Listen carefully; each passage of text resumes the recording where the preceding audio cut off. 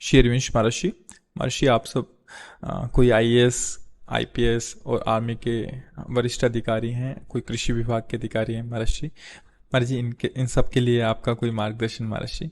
हाँ, हमारे भारत देश की सेवा का जो आपको अधिकार जितना मिला है, जो पद मिला है, वो हमारी आराधना है। हम लोग यदि अपने कर्तव्य का अक्षरशः पालन करें और उस कर्तव्य को भगवान के चरणों में समर्पित कर दें, तो हमें लगता है और कोई अलग से आराधना करने की जरूरत नहीं है। उसी से हमारे प्रभु प्रसन्न हो जाएंगे। पहली आस्तिकता तो हम भारतवासियों के हृदय में यह है कि भगवान है।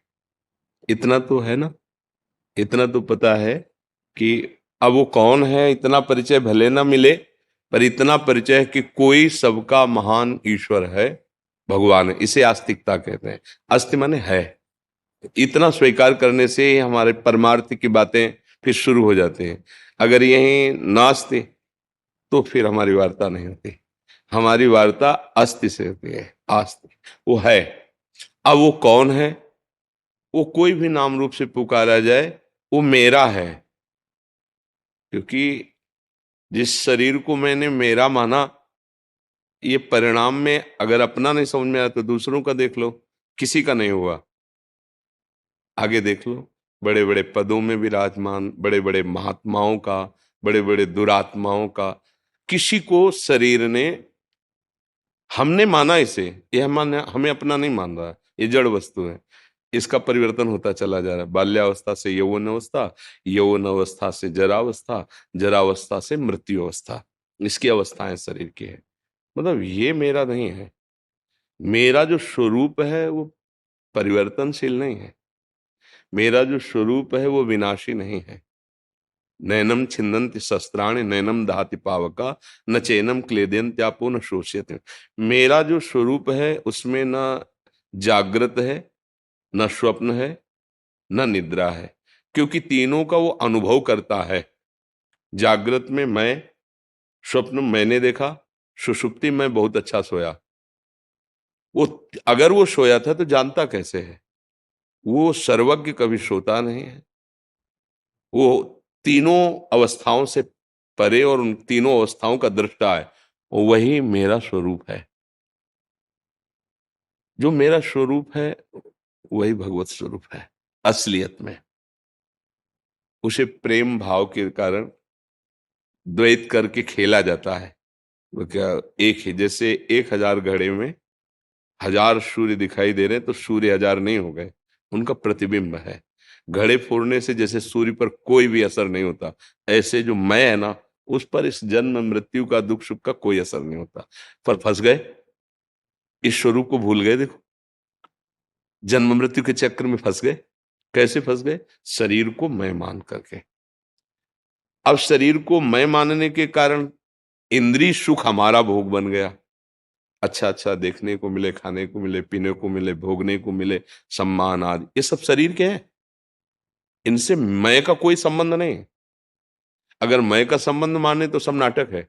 क्योंकि जो मैं यहाँ, वो मैं यहाँ है, तो कौन किसको प्रणाम करे? अपने हाथ से अपने पैर छुए कोई सुख होगा क्या? अपने हाथ से अपने थप्पड़ लग जाए तो कोई दुख होगा क्या? कोई अपमान लगे? अगर सुख दुख हो रहा है तो अज्ञान की स्थिति है ना, मैं की स्थिति को तो समझा नहीं है। अब इसको मिटाना है। अब इसके मिटाने के लिए हमें स्वसुख वांछा, मुझे दूसरों से सुख मिले, ये बांधा है इसने। ये दूसरा है शरीर। ये भोग दूसरे हैं, जगत दूसरे हैं। ये मैं तत्व नहीं है, ये पर तत्व प्रकृति तत्व है। अब इसी प्रकृति तत्व से छूटेंगे, जहां बंधे वहीं से छूटेंगे। अगर हम इस शरीर को अब दूसरों की सेवा में, देश सेवा में समर्पित कर देते हैं, कर्तव्य का अक्षरशः पालन करते हुए, अगर हम कहीं भी अधर्माचरण स्वीकार करते हैं, जो हमें नहीं करना चाहिए वो हम करते हैं, तो बंधन पुष्ट हो जाएगा। आप लोग जिस पद पे भगवान ने आपको भारत माता की सेवा में रखा है, आप धर्म पूर्वक, जैसे अपने हम परिवार का पोषण करते हैं, ऐसे पद का अधिकार जितने तक है। परिवार में कोई उद्दंडता करता है तो थप्पड़ जमाते हैं ना, सही से चलता है तो शाबाशी देते हैं। ऐसे ही है, आपका बड़ा पद है जो दिखाई दे रहा है कि हमारी समाज को ये दुख पहुंचाने वाला, गलत आचरण वाला अगर दंड के द्वारा सुधरता है तो दंड के द्वारा, न्याय विभाग के द्वारा फिर उसको विशेष दंड दिए जाते हैं, मृत्यु दंड आदि दिया जाता है। तो हमारे द्वारा अधर्माचरण नहीं होना चाहिए। देखो, जैसे हम जो बड़े बड़े अधिकार में हैं, तो हम धन की प्रधानता रख करके अगर कोई भी अधर्माचरण करते हैं तो हमारे शरीर बुद्धि पर, हमारे परिवार की शरीर बुद्धि पर बहुत कुप्रभाव पहुंचाएगा।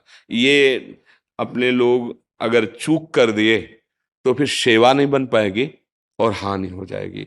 और अगर हम धर्म से चल रहे हैं, अच्छा है 4 सब्जी नहीं मिलेंगी, 1 सब्जी और 1 रोटी पालेंगे, लेकिन देश सेवा में धर्म से चल रहे हैं तो जो आप सुख कमाना चाहते थे वो आपका पुत्र कमा देगा, क्योंकि आप धर्म से चले हैं।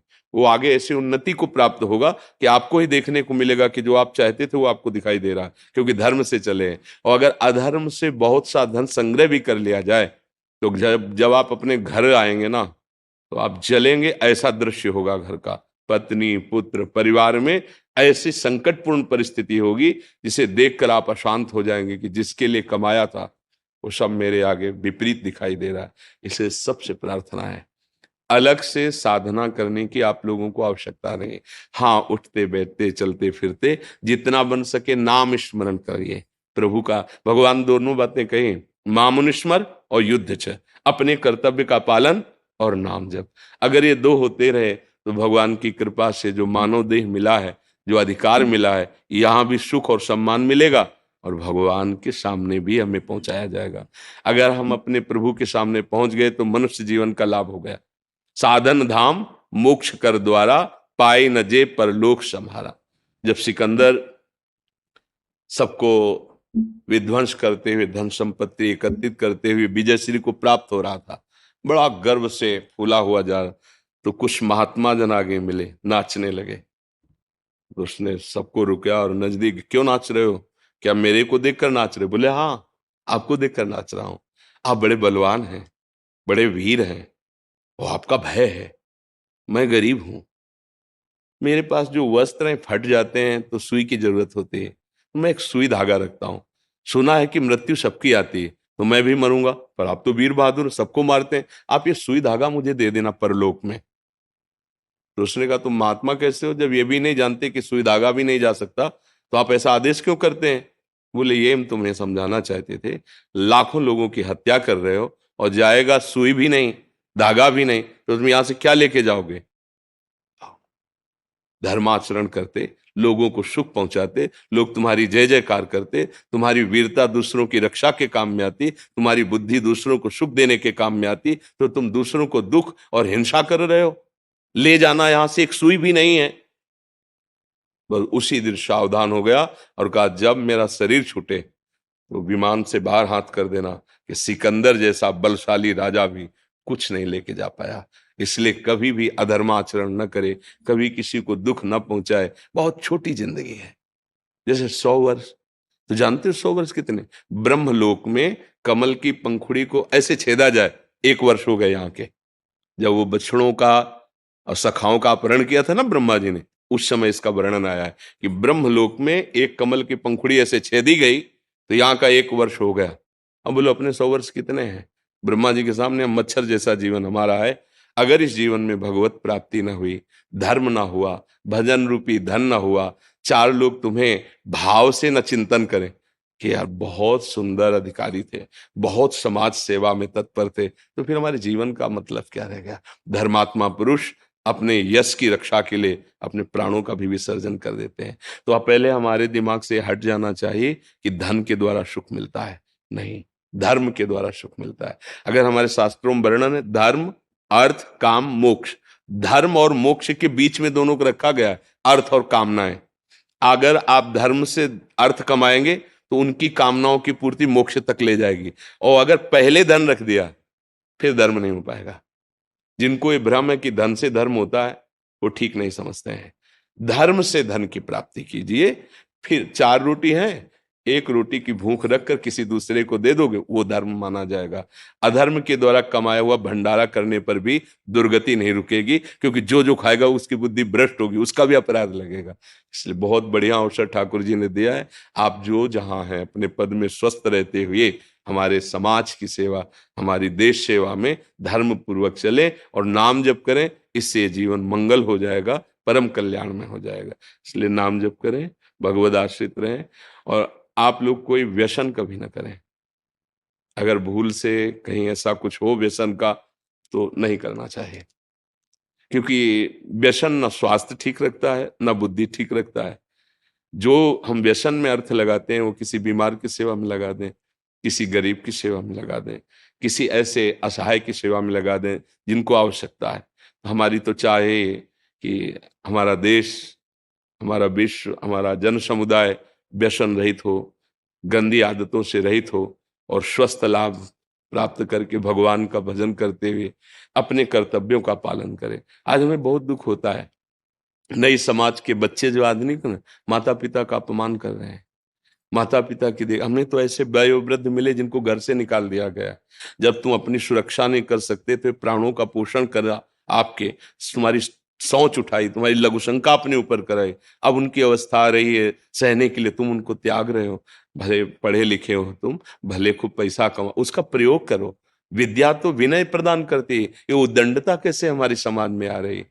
जहां संयम होना चाहिए वहां व्यभिचार बढ़ रहा है। अब देखो नए नए बच्चे क्या हो रहा है, संयम की जगह व्यभिचार में प्रवृत्त हो रहे हैं। ये आगे चल करके इनकी बुद्धि भ्रष्ट हो जाएगी, ये निर्णय नहीं कर पाएंगे धर्म किसे कहते हैं। जिसका ब्रह्मचर्य ठीक नहीं, छोटे छोटे बच्चे बच्चियां कुमार्गामी प्रवृत्तियों का दर्शन करके, श्रवण करके उसी कुमार्ग में बह रहे हैं।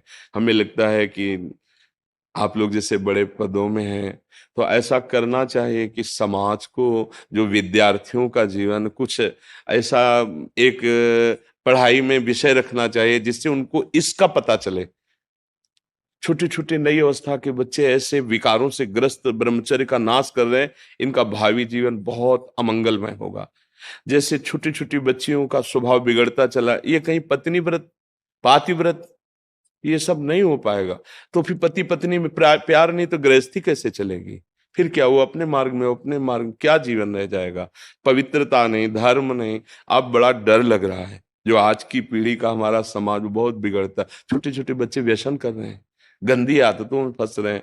तो ऐसा कुछ हो कि जैसे स्कूल में अंग्रेजी पढ़ाई जाती है, हिंदी पढ़ाई जाती है, और तो ऐसे एक विषय होना चाहिए इस जीवन को स्वस्थ बनाने का, कि आपका ब्रह्मचर्य कम से कम 20-22 वर्ष की अवस्था तक ठीक रहे।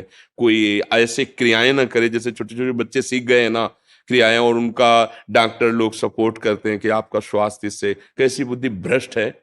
भला वीरपात से किसी का स्वास्थ्य ठीक होता है? और उदाहरण देते जैसे खून निकलवाने से खून बनता है। 40 किलो अन्न जब आप पचा लेंगे तब एक संतान उत्पत्ति की सामर्थ्य प्रकट होती है। अब वो अनजाना बच्चा, उसको ज्ञान नहीं है, और डॉक्टरों ने सपोर्ट कर दिया, वीडियो और मित्रजन उसको, और वो ऐसे वीर शक्ति का नाश, वो क्या विवेक रह जाएगा। एक बच्चा आया था किसी पुलिस अधिकारी का, तो कह रहा था मुझे आत्महत्या करने की इच्छा हो रही।